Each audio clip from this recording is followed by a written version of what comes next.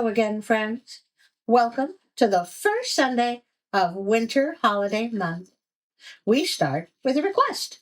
As you already know, I like to find the oldest version of a story that I can.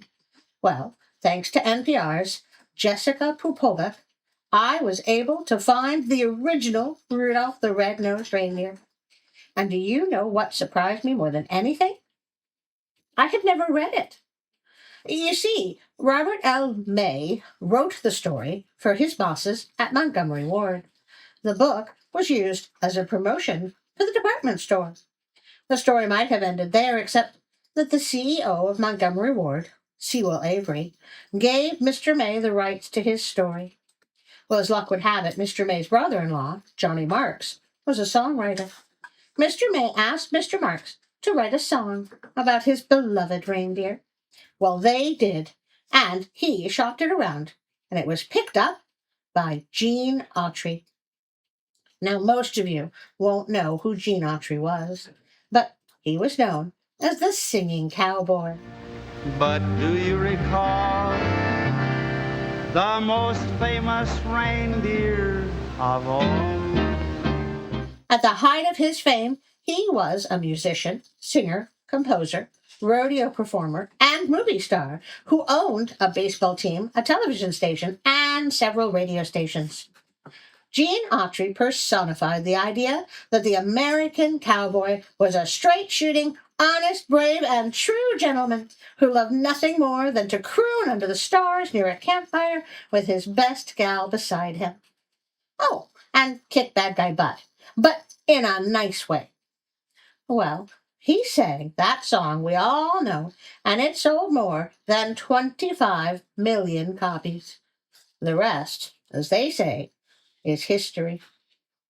Oh, and also, I am so happy to tell you that one of our beautiful illustrations in the story was supplied by Mossy Cozy Moss's Fox's Tail, but a friend of the channel. Please tell them how beautiful it is in the comments. I'm just as pleased as can be that they are willing to share it with us. So join me now as we read the original Rudolph the Red-nosed Reindeer. Quick note, as it was written in 1939, the story is still under copyright. But as I'm a tiny channel that makes no money and does this for entertainment purposes only, I'm not real worried. I hope. 'Twas the day before Christmas, and all through the hills the reindeer were playing, enjoying the spills. Is it just me, or does this feel familiar? Of skating and coasting and climbing the willows, and hopscotch and leapfrog, practiced by pillows, while every so often they'd stop to call names at one little reindeer not allowed in their games. Ha ha, look at Rudolph, his nose is a sight. Ah, talking reindeer! It's red as a beet, twice as big, twice as bright. Mean-spirited bully reindeer. Well, Rudolph just wept. What else could he do? Poor little thing. I suppose you could try telling a trusted adult. He knew that the things they were saying were true. Where most reindeers' noses were brownish and tiny, poor Rudolph's was red, very large, and quite shiny. It dazzled. The picture shows that. At nighttime it glowed like the eyes of a cat. And putting dirt on it just made it look muddy.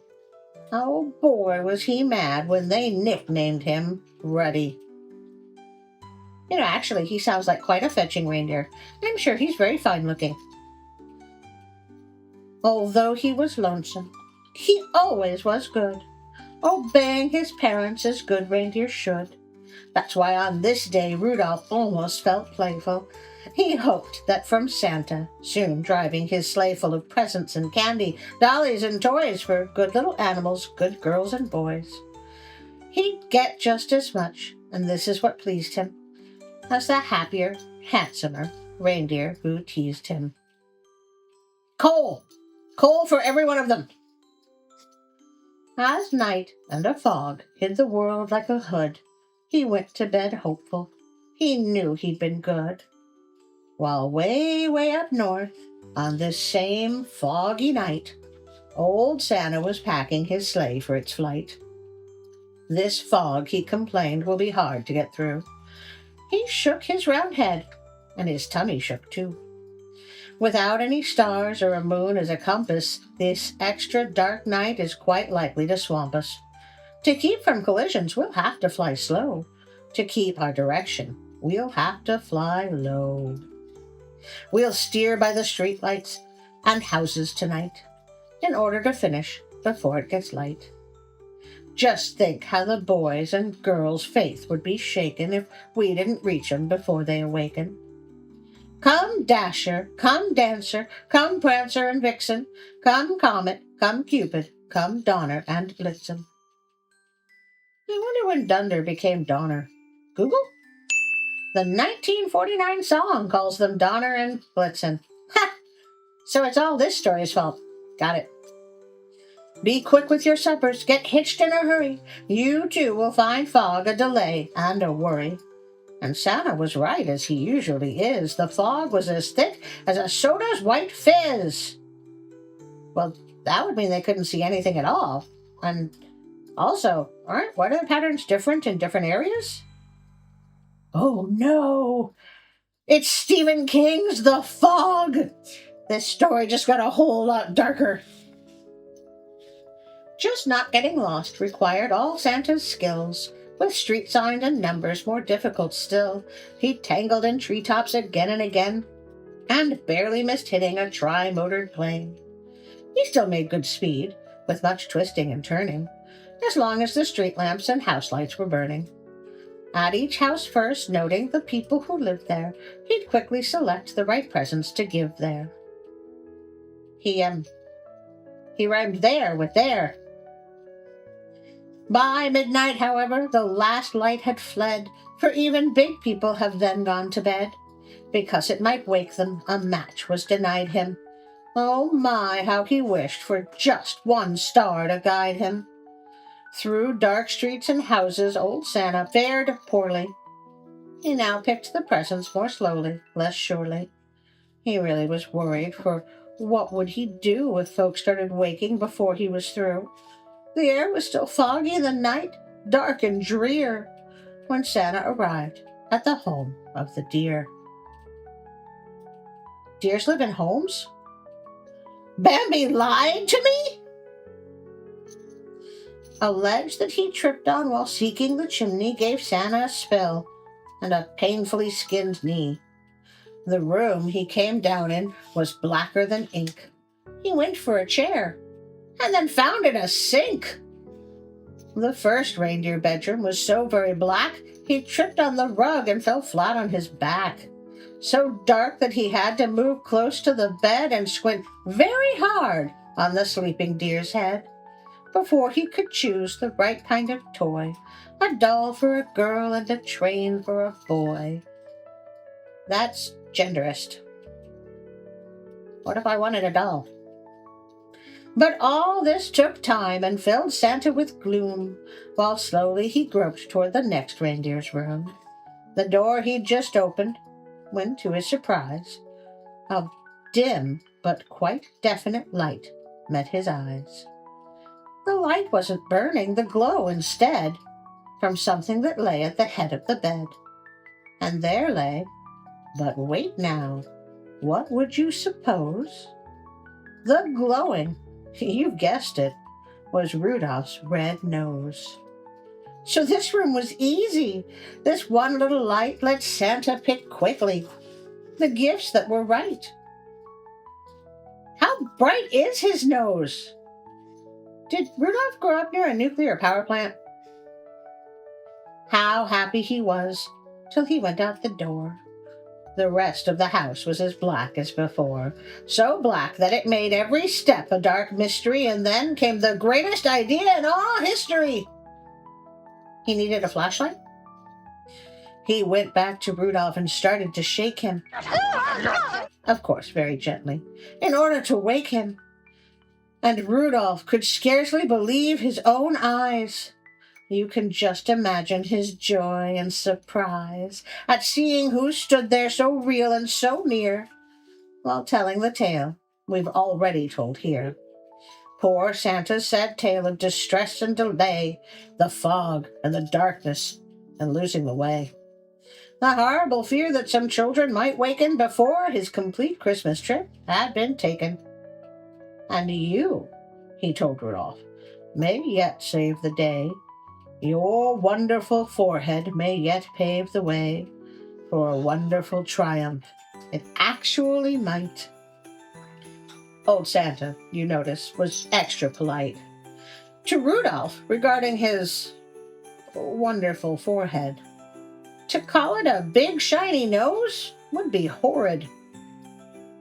I need you, said Santa, to help me tonight, to lead all my reindeer on the rest of our flight. And Rudolph broke out into such a big grin, it almost connected his ears to his chin. A note for his folks, he dashed off in a hurry. I've gone to help Santa, he wrote.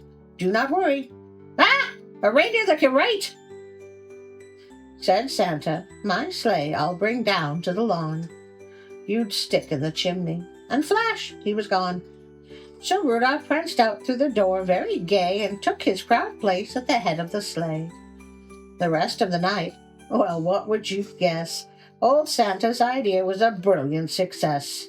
And brilliant was almost no word for the way that Rudolph directed the deer and the sleigh.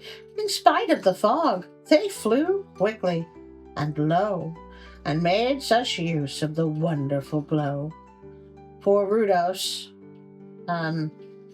forehead at each intersection, that not even once did they lose their direction. While as for the houses and streets with a sign on 'em, they merely flew close so that Rudolph could shine on 'em. To tell who lived where and just what to give whom, they'd fly by each window and peek in the room. Old Santa, he always knew which children were good and minded their parents and ate as they should. So Santa selected the gift that was right, while Rudolph's forehead just gave enough light. It all went so fast that before it was day, the very last present was given away. The very last stocking was filled to the top, just as the sun was preparing to pop. The sun woke the reindeer in Rudolph's hometown. They found the short message that he'd written down. They gathered outside to await his return. And were they excited, astonished to learn that Rudolph, the ugliest deer of them all, Rudolph the red-nosed, bashful and small, the funny-faced fellow they'd always called names, and practically never allowed in their games, was now to be envied by all, far and near, for no greater honor can come to a deer than riding with Santa and guiding his sleigh, the number one job on the number one day. Or, more accurately, night. The sleigh and its reindeer soon came into view, and Rudolph still led them as downward they flew. Oh boy, was he proud as they came to a landing right where his handsome playmates were standing. These bad deer who used to nothing but tease him would now have done anything only to please him. Fair weather friends. Then felt even sorrier they had been bad when Santa said, Rudolph, I never have had a deer quite so brave or brilliant as you at fighting black fog and at guiding me through. But by you last night's journey was actually bossed. Without you, I'm certain we'd all have been lost. I hope you'll continue to keep us from grief on future dark trips as Commander-in-Chief. But Rudolph just blushed from his head to his toes until his whole fur was as red as his nose. The crowd first applauded, then started to screech, Hooray for our Rudolph, and we want a speech! But Rudolph was bashful despite being a hero, and tired. His sleep on this trip totaled 0. So that's why his speech was just brief and not bright. Merry Christmas to all, and to all a good night. And that's why whenever it's foggy and gray, it's Rudolph the Red-nosed who guides Santa's sleigh. Be listening this Christmas, but don't make a peep, 'cause that late at night children should be asleep. The very first sound that you'll hear on the roof, provided there's fog, will be Rudolph's small hoof. And soon after that, if you're still as a mouse, you may hear a swish as he flies round the house, and gives enough light to give Santa a view of you and your room. And when they're all through, you may hear them call as they drive out of sight, Merry Christmas to all, and to all a good night. Aw, how sweet! You know, it's good that now we know if a red light shines through your window on Christmas Eve, there's nothing to worry about. Well, it's time I ask you to like, share, and subscribe. Please also leave a comment, or feel free to request the last winter holiday story. I would like to thank Pixabay.com for the images and sounds and music and vectors and Christmas music and, everything they have there. Sure helps out my tiny little channel. If you would like to support me on Patreon, Instagram, or Facebook, there are links in the description below, and it will cost you nothing because I never post. I kind of forget I have them. Also, don't forget the notification bell so you will know when I put out a new video, most of the time on Sunday. Usually Sunday. It's supposed to be Sunday. And of course, I couldn't do this without you. Your input, your requests, your friendship. I cannot thank you enough. And now a special thank you for my Patreon friends. Psst! Hey, Artie. Hi, Larry. Is the cameraman around? Why do you ask? Well, we got a new Patreon supporter and a new moral supporter, so I was thinking, that it's time to film a new Patreon. Did you want to do it again? Yep. But, maybe we don't need to tell the cameraman. Larry, we would need the cameraman to film it. Yeah, I guess that's true, but maybe you could protect me? Anyway, we wanted to give a big old loving and heartfelt thank you to Robinson and Ida and Darren and Teresa and Bree Journay and wait, what did you just say?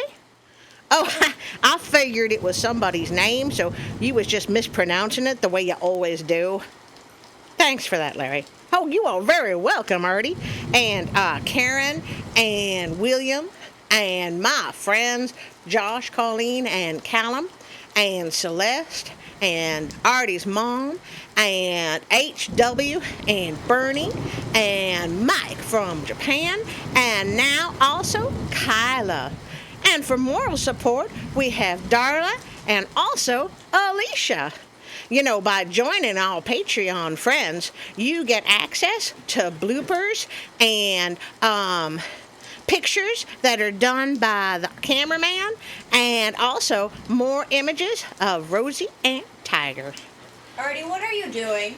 Oh, nothing. We're doing nothing. You don't have to come in here. Maybe you should say goodbye. Artie? Say goodbye, Larry.